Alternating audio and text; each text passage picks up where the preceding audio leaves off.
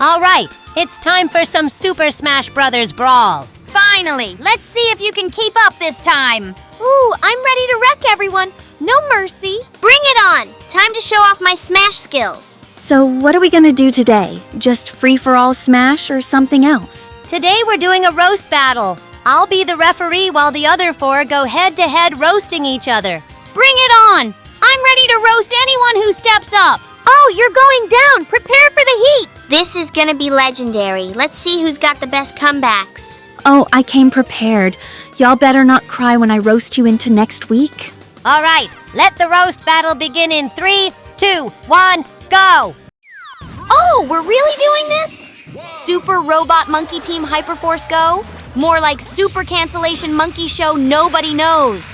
This show was trying so hard to be anime, it forgot it was on Jetix and not Tokyo MX. Facts. This show had a title so long, you needed a loading screen just to finish saying it. By the time I got through the name, the plot had already fallen apart. Like, were they monkeys, robots, heroes? Pick a struggle. Girl, those monkeys had more personality circuits than budget. Antari was the emo one. Sparks was trying to flirt.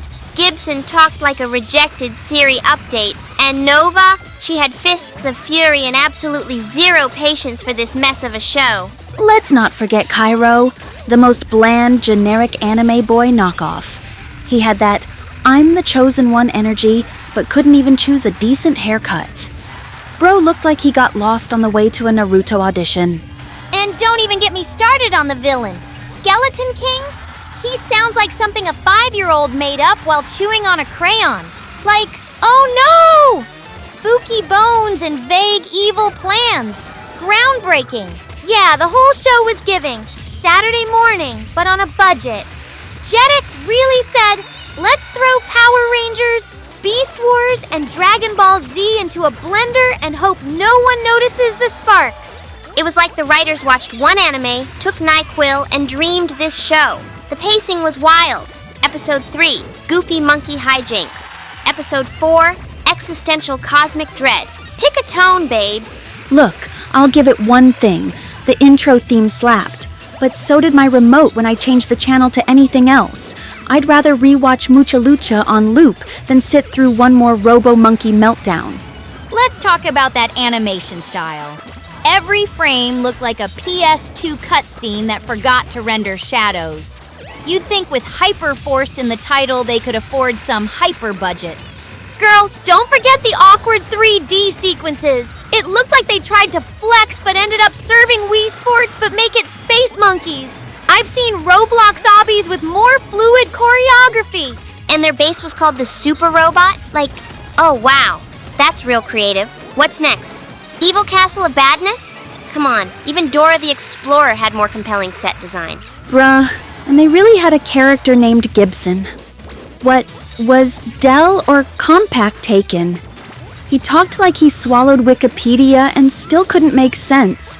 Every time he opened his mouth, I aged 5 years. You know what the show really was? Power Rangers got rejected from Nickelodeon, had a breakdown, and started writing monkey fanfic.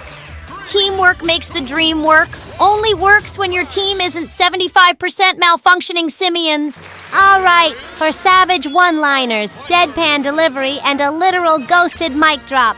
Carrie Krueger, that roast was killer. What can I say? I roast 'em and vanish. All right, time for another match. Let's see who's ready to bring the heat this round. So we're talking about League of Super Evil, huh? More like League of Super Embarrassment. These dudes were trying to take over the neighborhood while looking like rejected cereal mascots. Bruh, Voltar looked like Megamind, and a ketchup bottle had a baby. You're supposed to be a villain, not the guy who hands out coupons at Taco Bell.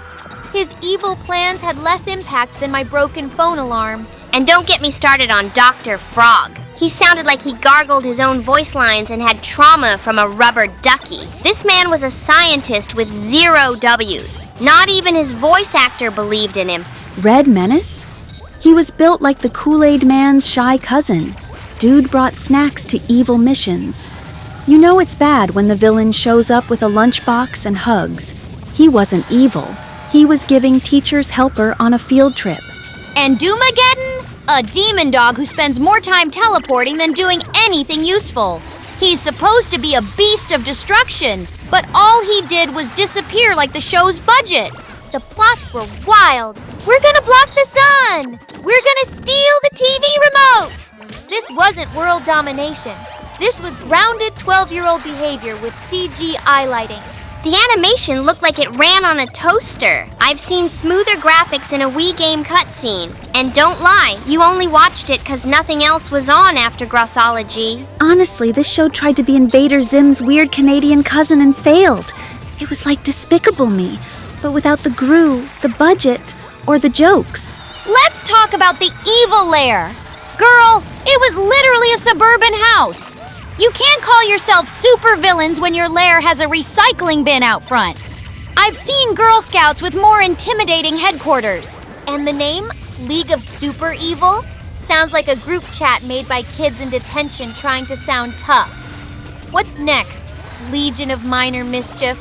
Team kinda dangerous after 4 p.m.? Every episode was like watching a failed science project present itself at a villain TED Talk. They'd build a ray gun and forget the batteries. They'd try to take over the world and get distracted by snacks. Peak incompetence. And don't act like anyone ever asked for a second season. The only thing more forgettable than this show was the Wi-Fi password at the house. Nickelodeon took one look and said, Canada can keep it. This show was so mid. Even PBS kids said, nah, we're good. I'd rather watch Caillou throw tantrums in 240p than sit through Voltar's next master plan. They had the word League in the title like they were on some Justice League level. Please. Superman could sneeze and delete that whole crew. Even the Teen Titans wouldn't bother clapping back. They'd just laugh and walk off. Real talk. If your team loses to literal middle schoolers, you don't need an evil lair. You need a support group and a career counselor. Well, it looks like Carrie Krueger won the roast battle once again. Told you, it's not roasting. It's just me existing. All right, let's just move on to the final match of the roast battles. Here we go. Rocket monkeys? You mean Reject Planet of the Apes, the animated series? These monkeys were so dumb, NASA filed a restraining order. I've seen more intelligence in a bowl of Fruit Loops.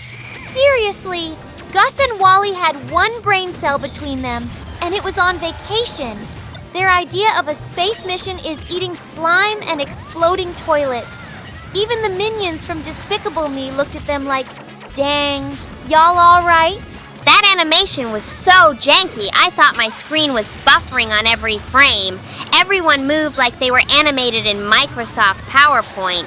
And don't get me started on the color palette. The whole show looked like it was dipped in radioactive mustard. The theme song tried so hard to be hype, but it sounded like a toddler yelling into a fan. Rocket monkeys, rocket monkeys! Yeah, we heard you. Now explain why the plot of every episode felt like it was written during a sugar crash. And the villain, Lord Peel? A literal talking banana with a British accent. That's not menacing. That's produce with an identity crisis. This show was like if SpongeBob got hit in the head, got sent to space, and lost his script. Even breadwinners watched this and said, at least we had ducks with swag. Let's be real. The monkeys were more of a threat to themselves than the galaxy. They're the kind of astronauts that push the self-destruct button just to see what it does. I swear, watching Rocket Monkeys made my brain do the Windows XP shutdown noise. I'd rather watch static on an old CRT TV than sit through one more intergalactic monkey mess. You ever notice how Rocket Monkeys looked like it was drawn by someone holding a crayon with their foot? The background art was just space vomit and leftover geometry homework. And somehow, it still looked worse in motion. Let's talk about Yay-OK, the robot sidekick. He was supposed to be the smart one, but half the time, he was just cleaning up monkey barf. Bro went from artificial intelligence to annoyed intern. And don't forget those filler aliens that looked like melted Jell-O molds. Every episode had some new creature that looked like it got rejected from a gross-out cereal commercial. Like, who greenlit this? Nickelodeon? Nah, this was Teletoon's cry for help. The only thing rocket-powered in this show was my remote control flying across the room. I changed the channel so fast, I broke the time-space continuum. Even the TV guide skipped past it. This show had the humor of a burp, the storylines of a fever dream, and the budget of a vending machine snack. If you told me AI wrote the scripts after watching one Looney Tunes cartoon and a plumbing manual, I'd believe you. It had that energy like it wanted to be Ren and Stimpy, but forgot what satire is. You can't just slap goo and fart sounds on a monkey and call it comedy gold. This ain't 2003, babes.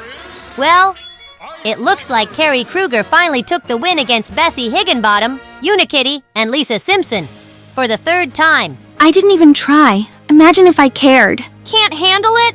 Girl, I made a PowerPoint on why your comebacks are low energy. You only won because the universe fears you. What? I brought the chaos, the glitter, the inner turmoil. I even turned into a rage unicorn halfway through. You're like roast-proof or something. That's illegal. No. Statistically, this is an outlier, an anomaly. I used layered rhetoric and metaphor. You didn't even raise your voice once. That's not fair. That's terrifying. That's the difference. You perform, I just finish people. All right. Well, anyway, guys, I guess that's it for the roast battle video. Likes, comments, and subscriptions are always appreciated. I'll catch you all next time.